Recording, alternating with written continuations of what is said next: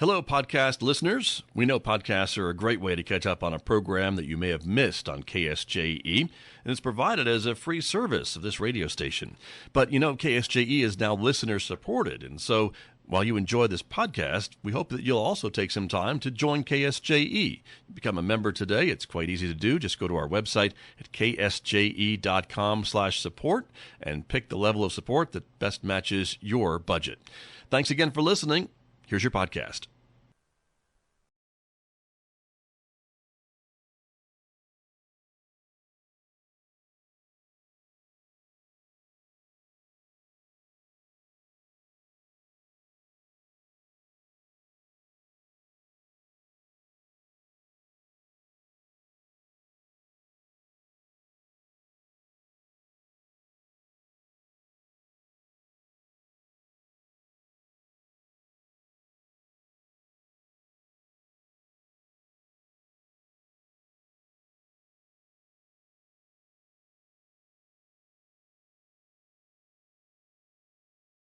KSJE.com. We also want to welcome our viewers who are joining us this morning because, as you know, KSJE is a community-supported visual radio station, so we welcome the viewers who are joining us today, watching on the KSJE Facebook page and our YouTube channel. So welcome aboard, everyone.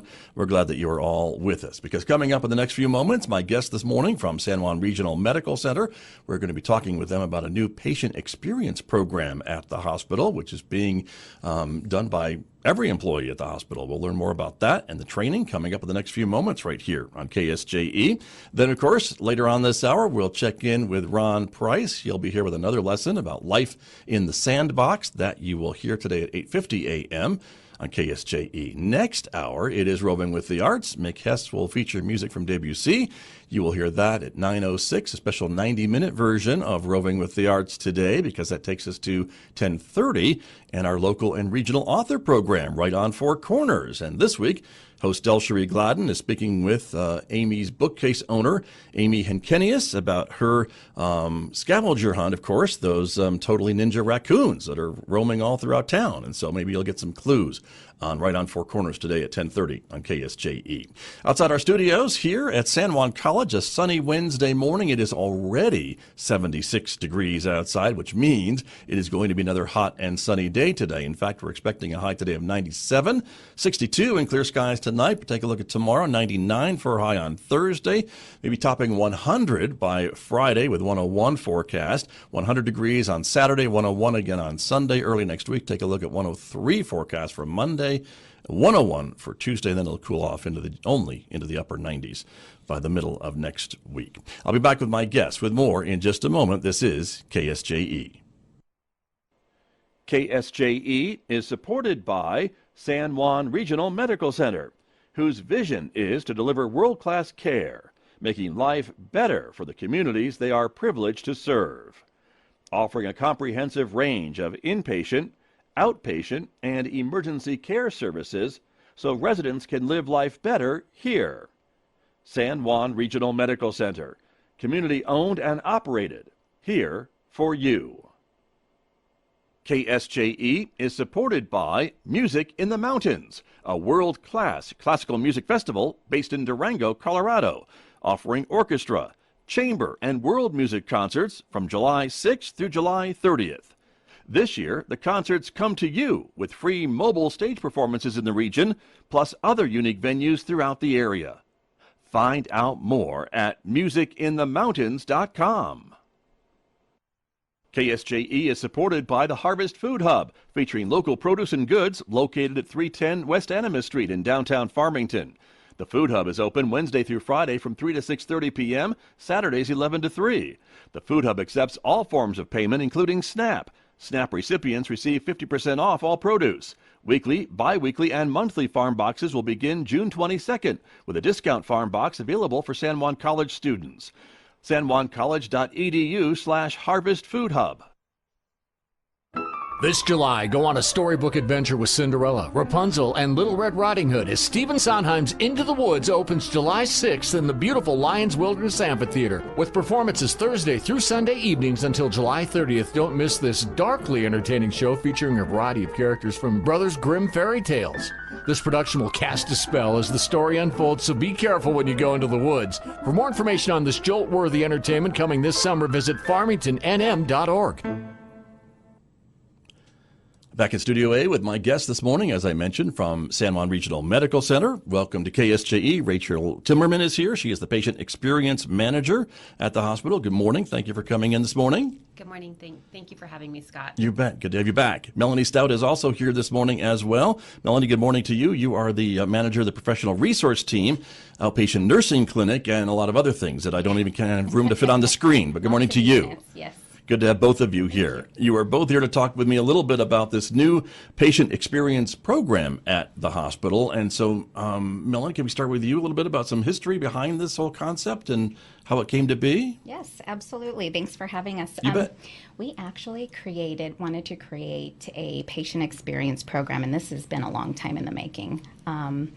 That was homegrown, almost made with caregivers' input, having a core team that was made up of all types of frontline caregivers. So when we think about taking care of patients, it's not just direct frontline, right? Nurses, patient care techs, providers. It is all the departments that go into taking care of our patients. So everyone is a caregiver. We wanted to really emphasize that and created a patient experience program that was pretty sustainable. We found the What Matters to You program that kind of encompassed all of those things that we wanted. So, and this is something that is being done in other hospitals around the country? Is this somewhat unique to San Juan Regional? I mean, it hasn't been around forever, right? This is a relatively recent? Relatively recent. I think all healthcare organizations want to create something that really speaks to who we take care of. Patient experience is huge. How do you define that? All of those different things. Again, we wanted to create something that was homegrown, that really helps our community. And then the What Matters to You program has been around for just a bit. I think Rachel can kind of speak to that. All right, let's move to Rachel and ask about this. The name of the program is What Matters to You, right? And that is kind of what you are implementing and is being implemented at the hospital these days. That is correct, Scott. So What Matters to You is an international program. We took concepts from that program and we really looked at it and thought, how can we apply this to our community, to our organization? Because truly what matters to us really does, matter in what we do. It's finding our purpose. And if caregivers know their why are they here, they'll know their way and they'll deliver that care to the patients that they're looking for. We really want to have meaningful conversations with our patients, and it's really about building relationships and foundations on how to build those relationships and understanding cultural humility and spiritual distress. And our patients come to us when they need us, when they're scared, and we have to be there for them at every touch point, as Melanie talked about.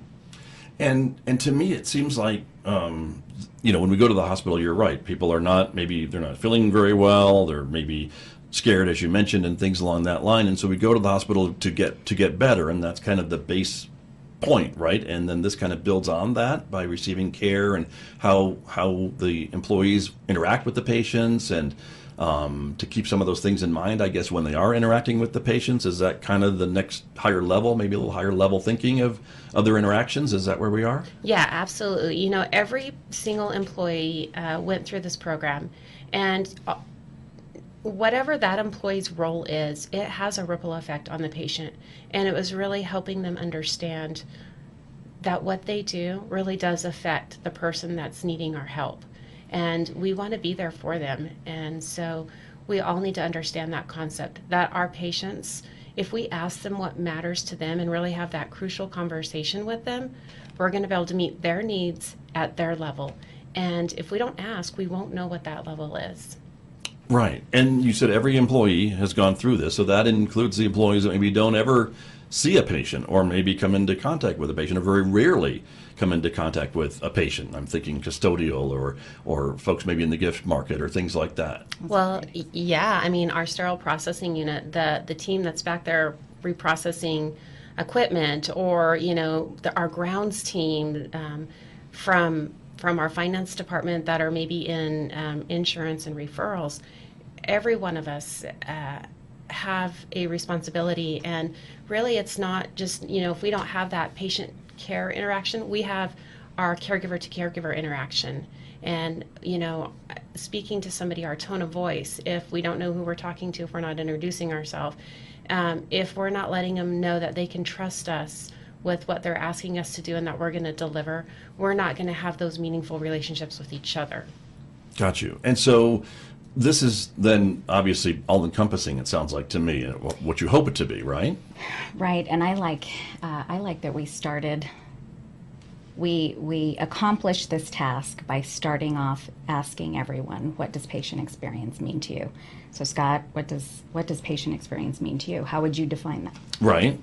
If I'm a patient? If you're a patient, how would you, if you've ever been a patient, how would you define patient experience? I guess, getting all my questions answered in a relatively quick amount of time. Right. Because I think maybe sometimes folks don't know the right right away, but maybe can get back to me, and, knowing that I'm going to receive the care that I am going to the hospital for. That's great. And get feeling better. Yeah. Whatever is ailing me, and there are many things, but the show's not long enough, so I'll go into that. But that's what it means to me, and I'm sure it means different things to different people depending on what brings them to the hospital. Absolutely, and it was interesting to have those conversations in the group and hear everybody's definition of patient experience. So then we took that, because maybe some of us have been patients and our loved ones have been patients, and what were our expectations, and then turning that around and saying, okay, that's what you expected. Are we actually delivering that?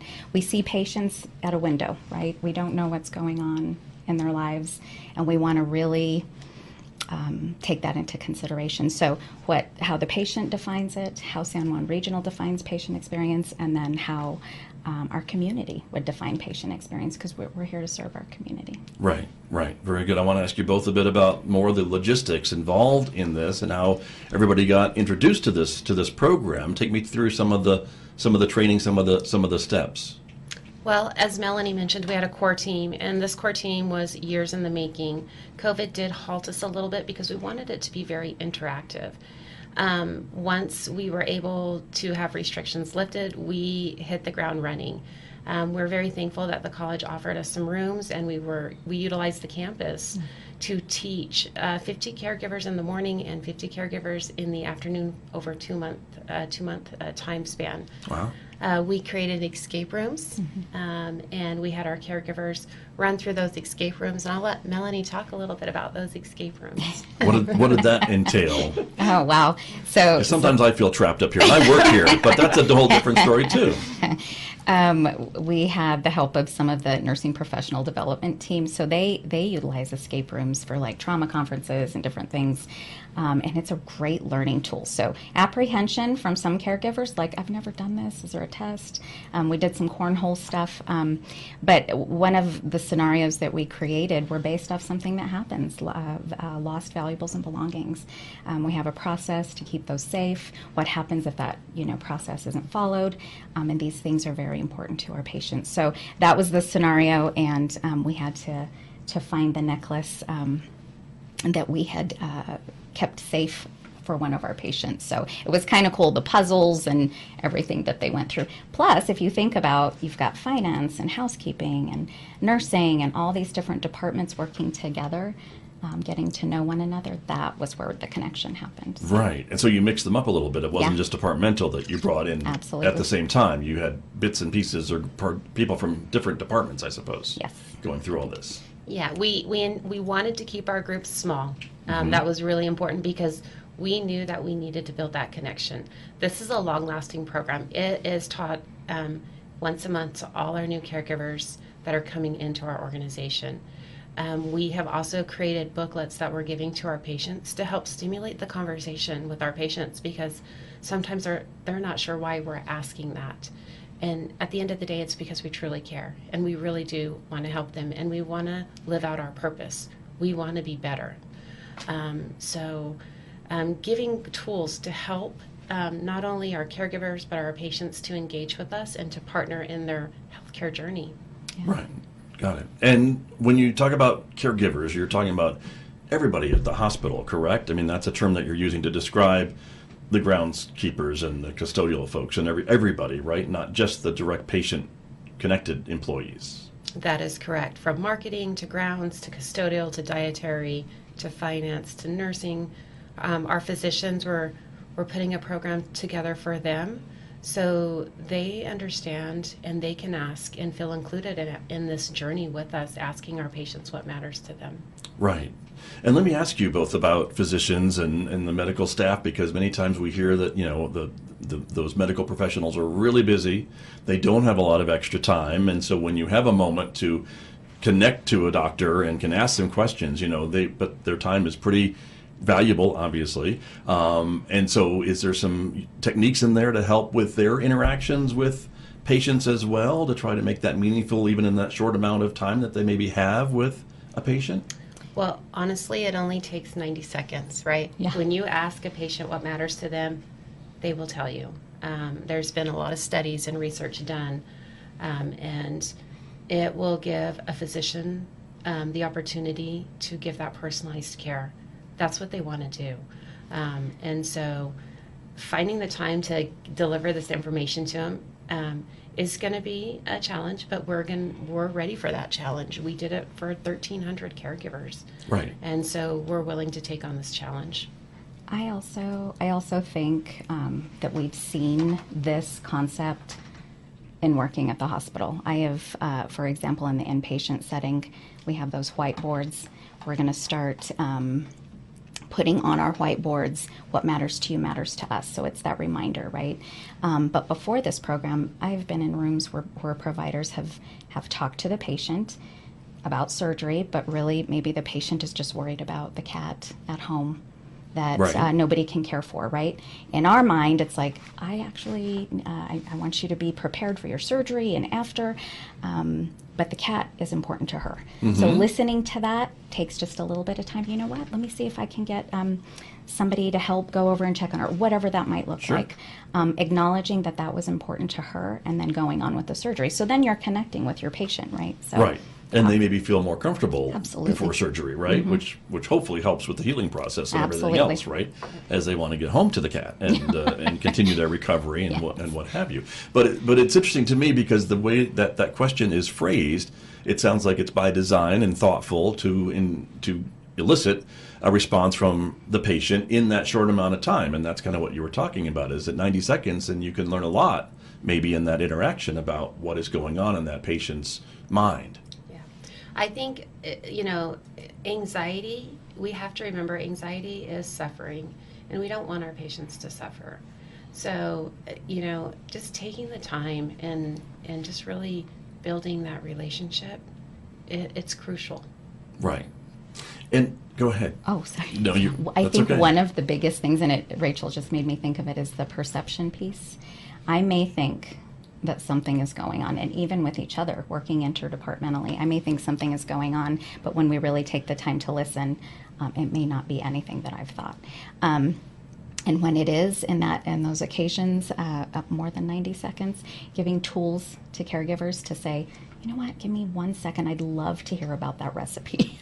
Right. or whatever it might be, right? Sure. Like, I will come back in just a bit. So giving caregivers tools to kind of say, hey, I'm going to go do this really quick, and then I'll come back and I'd love to hear more. So, yeah, I think that perception and connection is a big thing. Right. Very true. Let me ask you both a bit, too, about maybe family members. Is this something that can help family members as well, in addition to the patient, to maybe understand what's going on with their care and things along that line? Does it extend beyond the patient to maybe home caregivers and other family members, too? Thank you for bringing that up, because we did talk about this in our courses. We talked about how sometimes our patients may not be able to tell us what matters to them. So it's important that we pull our family in or their caretakers. And we have to utilize all those resources, because we don't know what that home environment looks like. As Melanie said, we have a window of time. We don't have the whole opportunity.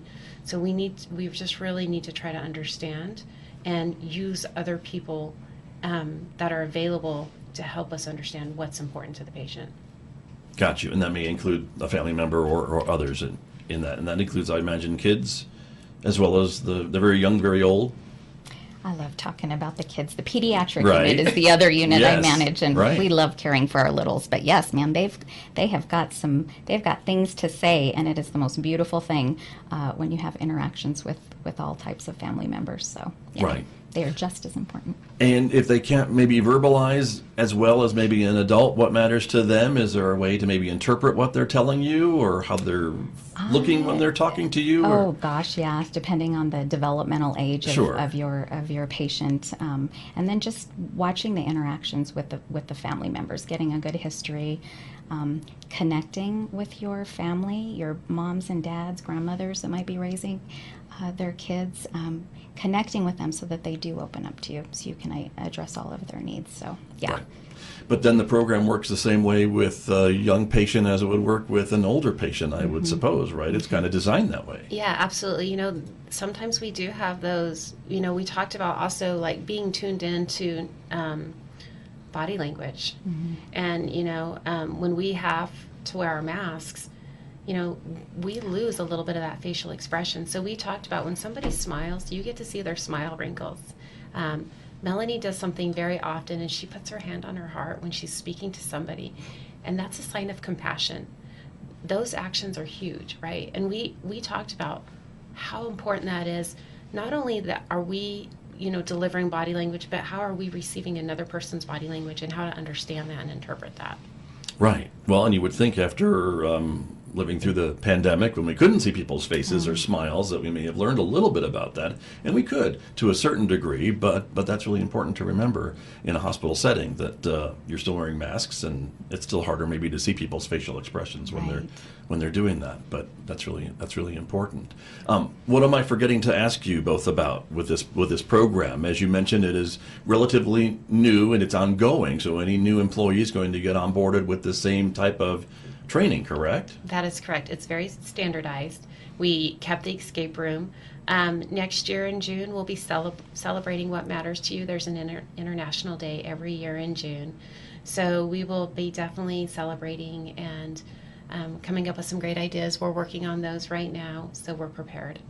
Very good. I think we talked a little bit about incorporating some other caregivers that have gone through the class that are excited to teach. So sort of coming up with a process for that so that they can be involved, maybe facilitating escape rooms.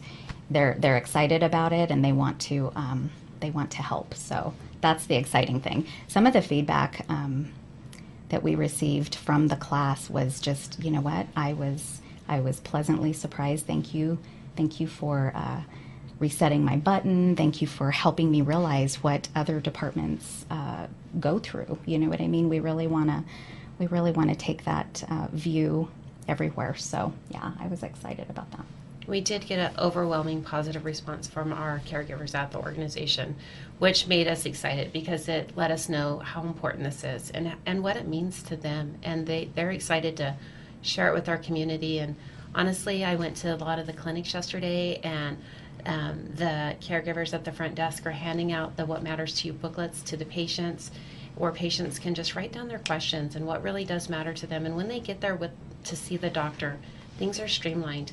Questions aren't forgotten. So I hope to see those books continually used and meeting the needs of our patients. Nice, very good. And do you think, for both of you, this question, do you think coming out of COVID, when we heard just how long hours and short staff and things all of our healthcare workers seem to be experiencing during that whole time, that this is an important kind of a reset for some of them, as you mentioned, resetting the buttons and just kind of rethinking why am I in this job? Why did I get into this line of work, kind of a thing, to help people and to provide care and all those different types of things that maybe during just the pace of the pandemic maybe got put aside because we just had to get people better. I don't know. That's a really good point you bring up, because we start the actual program talking about asking them what matters to them. And a lot of times it was all of those things that you just said. And then we brought to the table, look at the things we're working on. It takes time to recuperate from all of those things. Our community had some unique challenges that other healthcare organizations may not have had. So I think looking at how we bonded together, even just recently, some of the community tragedy that we've had. Sure. The way we all rallied together really spoke to that. So, and we were still doing classes when all of that happened. So, the way that people talked about it, like I'm connected. This is a community within a community. So, getting them excited about that. So, yeah, that's something we did discuss. Right. Very good. Well, glad to hear about it. And so we just have a couple of minutes remaining this morning. And so again, moving forward, this will continue at the hospital. You'll be looking at ways maybe to build on this program too as it goes forward. Absolutely. Like I said, we will be doing a big celebration next June, and how to incorporate that. We use it in our everyday language. When we close emails, thank you for trusting me with this project. We say that to our patients. Thank you for trusting me with your care. That is huge. And it's really, as a caregiver, as a nurse myself, when a patient says, you know what, thank you, it just really makes me feel like, man, I made a difference in somebody's life. And that's so important to me. That's why I'm here. I want to serve our community. And she does, definitely. I could not have done this without her. I Wonderful. was excited to get this started, and like she said, COVID, kind of put a stop to things, but it was amazing to have somebody pick it up with the same amount of passion. So Very good. Well, it didn't stop it, maybe a pause, but not a Yeah, stop yeah. because it's back. And, Exactly. Full speed ahead, it sounds like to me. So Yeah. wonderful. Well, thank you both very much for coming in and talking with me about this program this morning, the What Matters to You Patient Experience Program at San Juan Regional Medical Center. Thank you both. Thank you for having us, Scott. You bet. Good to see you. Back with more in just a moment. This is KSJE. Did you enjoy that podcast? We hope that you did. And if you did, share it with your friends.